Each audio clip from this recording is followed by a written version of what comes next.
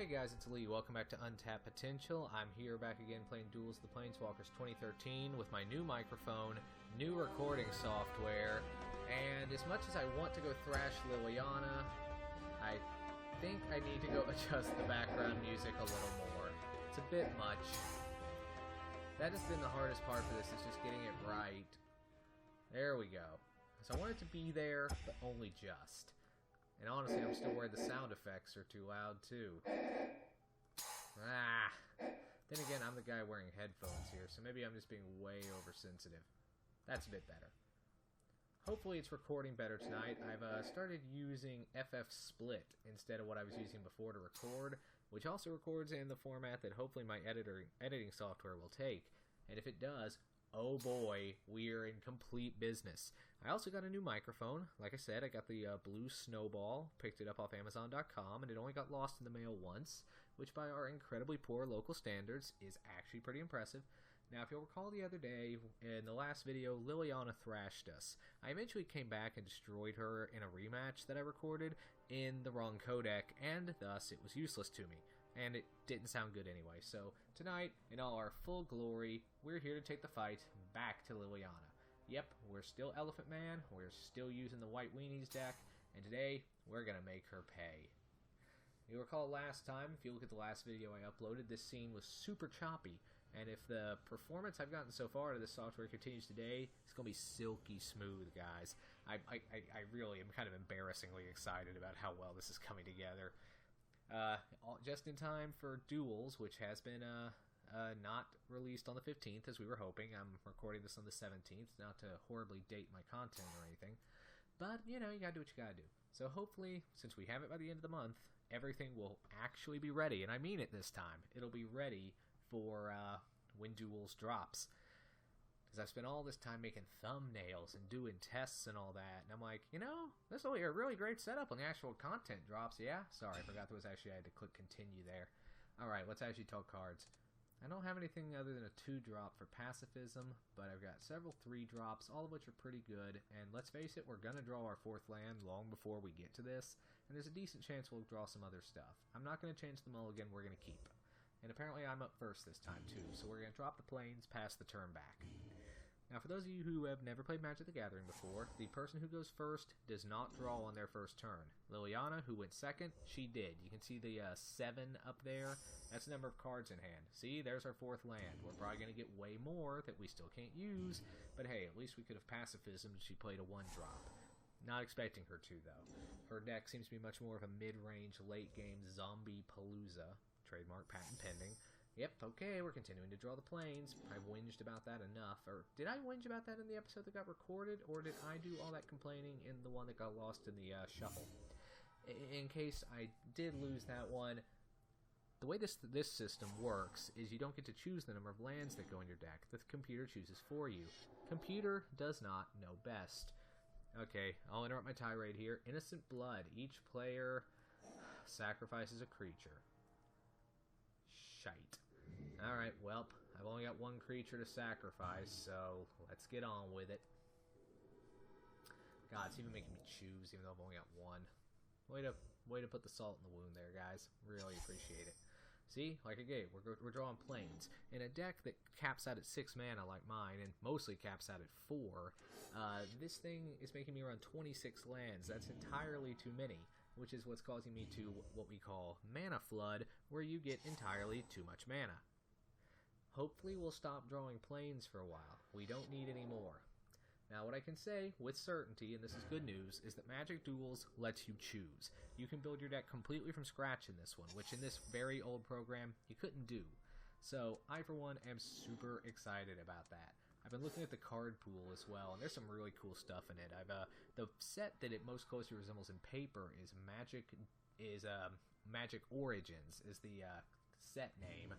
It's got a lot of the same stuff, not all the things, and it includes a few other things, mostly to just round out the collection and mostly to improve your mana base, which is going to be super important.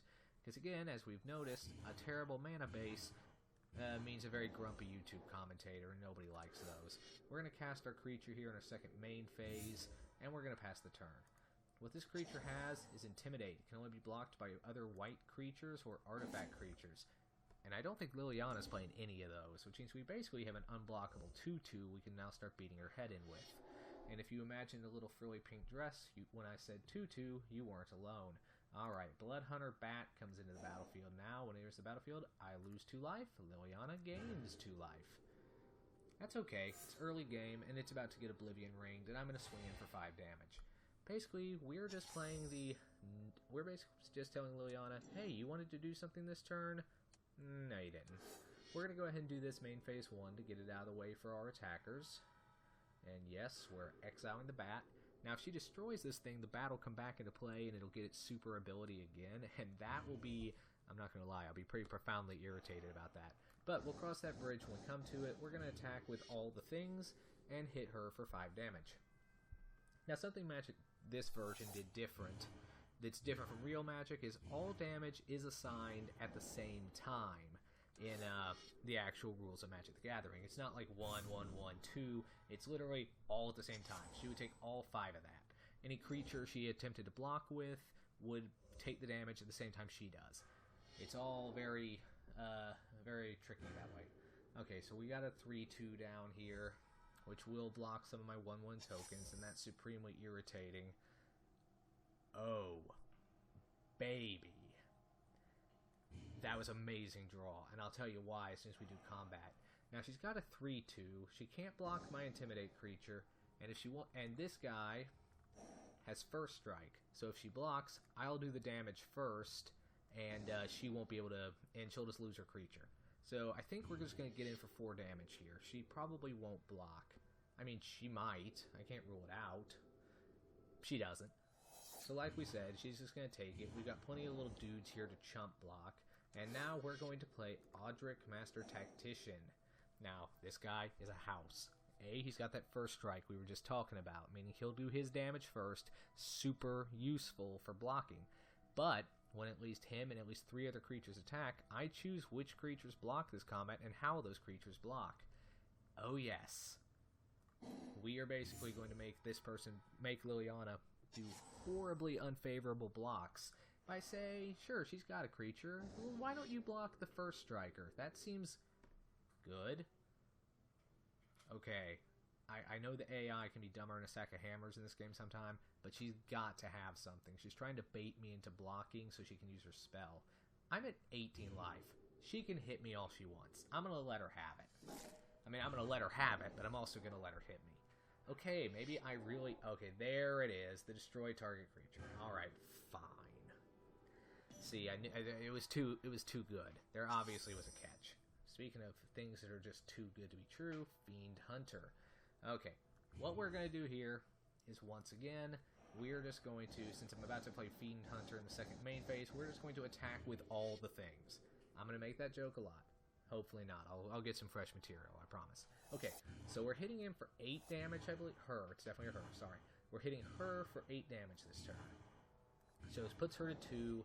Second main phase, I'm going to play the Fiend Hunter to exile that 3-2 that's there, just so, you know, once again, she can't do anything next turn. And so even if she plays a blocker, we've just got so many dudes, we can just go wide and get around her blockers. Now she's putting a target creature card from a graveyard to the battlefield under her control. Oh, you took my Audric. Liliana, you got problems, gal. I'm sorry. Okay, so she took my dude, so she's got the 3/4 First Strike Defender now, but like I said, we've just got so many dudes. We're just gonna attack with everybody, and we're just gonna go wide. She can only block one guy, and she's tapped out, so she doesn't have any spells to use to stop us.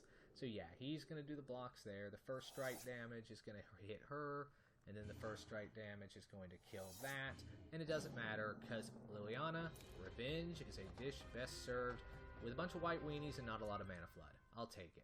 Alright, so we got Journey into Nowhere. We got our Revenge on Liliana. I'm going to go see how this works in the editing software. Go see how all the microphone and all the sound came out. I hope y'all enjoyed. Thank y'all for watching. Magic Duel should be dropping soon, and I can't wait to dive into it with you. As always, this is Untapped Potential. Thanks.